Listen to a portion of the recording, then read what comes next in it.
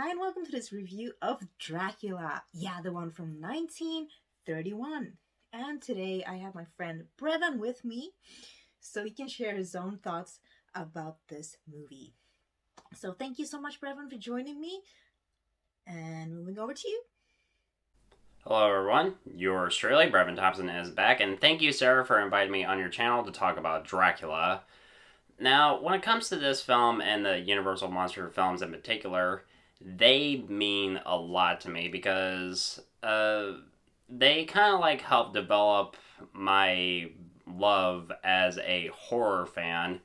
Because when it comes to the classic Universal Monster films, I mean, a lot of people love them, myself included. When it comes to the Universal Monster films, they are definitions of true horror classics, especially when it comes to horror films that were made in the 30s and the 40s, because when you have films like Dracula, Frankenstein, or The Wolfman, The Mummy, Creature from the Black Lagoon, Phantom of the Opera, and other like sequels and this in these series, they definitely mean something to a lot of people. Here's a little personal story about how these films got my attention.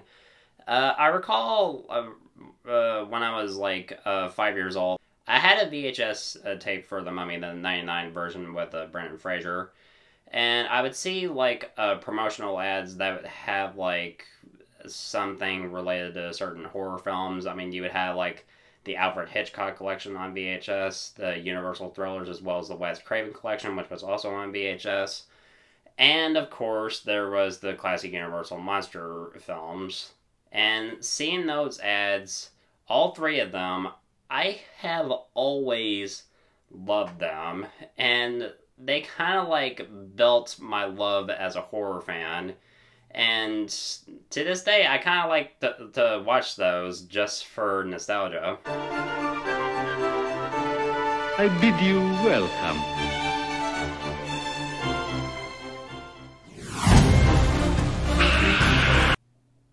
Now, when you think of vampires, Dracula is like the one thing that comes in most people's minds, in particular Bela Lugosi. And I think that Bela Lugosi in this film, I think, is still iconic all these years later as Dracula. One of the few reasons I think that his performance works still after all these years, I mean, he can be charming, he can be intimidating at some point, and every line of dialogue that he gives, he delivers it like a pro, and he's probably still my favorite Dracula, right next to Gary Oldman, because those are the two that I mostly go for whenever I want to watch a different Dracula film. Sure, there are like been countless films featuring Dracula, but those are the two that I mostly go for. That's just my personal opinion. The rest of the cast is great. David Manner as Jonathan, Helen Chandler as Mina, Dwight Fry as Renfield, who has appeared here and there in some bits of the Universal Monster films. Edward Van Sloan as Van Helsing, who was excellent in this film.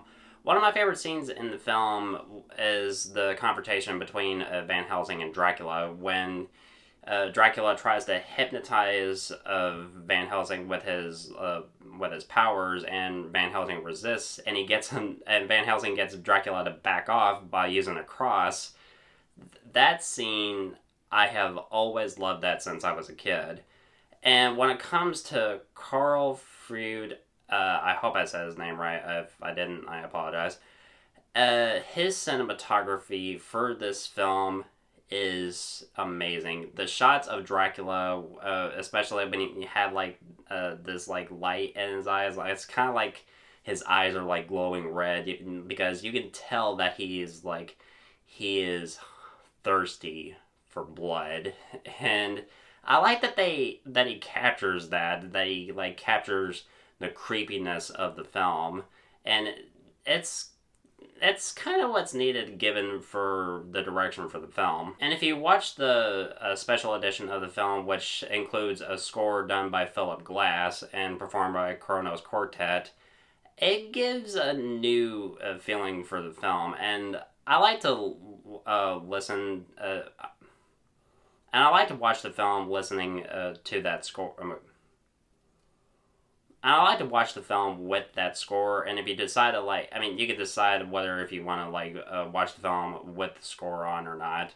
I mean, I watched it for the first time as a kid without listening to the score, but now I'm kind of split on that because, for one thing, when it comes to the updated score, I think it is amazing, but it's kind of 50-50 for me. But overall, I think that this is a classic, and I highly recommend it if you are a horror fan and if you're a fan of vampire films in general. And of course, that means that Dracula gets an A+.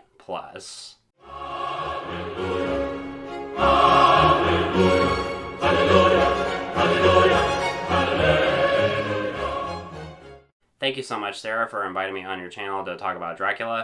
And if you want to know more about my thoughts on certain films, check out my channel, Brevon's Flicks and Games, which Sarah will leave in the description below. Guys, thank you so much as always for watching. I'm looking forward to doing more videos really soon, either on Sarah's channel or my channel. And if you want my thoughts on old or new films, of course, you know where to find me.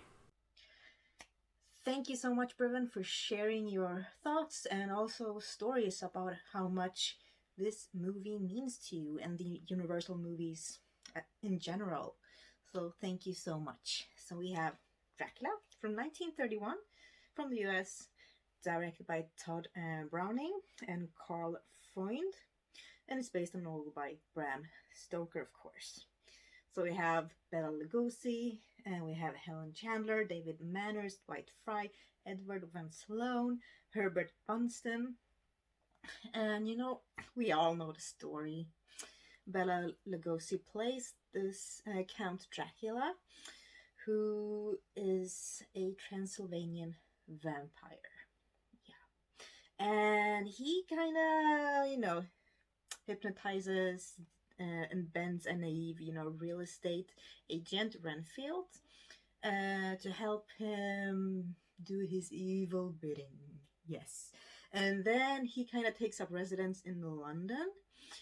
And there, you know, he seeks potential victims to suck blood from. Yes, so, you know, we're all familiar with the story.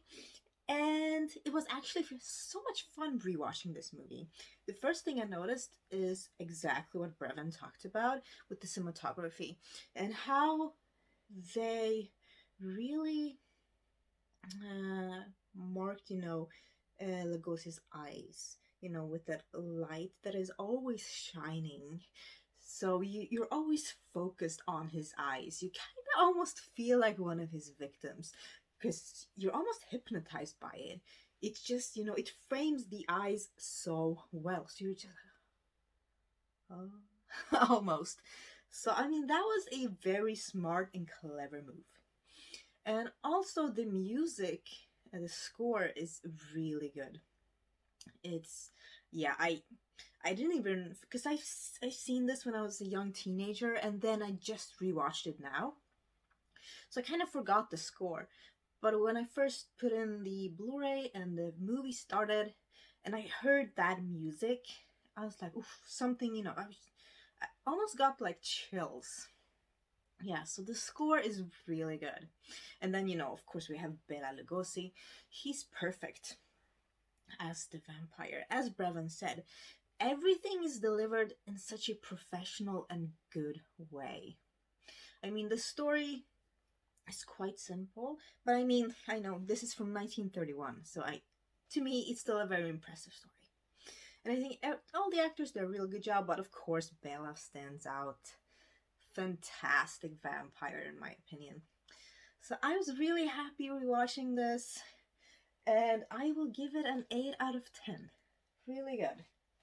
And I have to, of course, show you the Dracula card.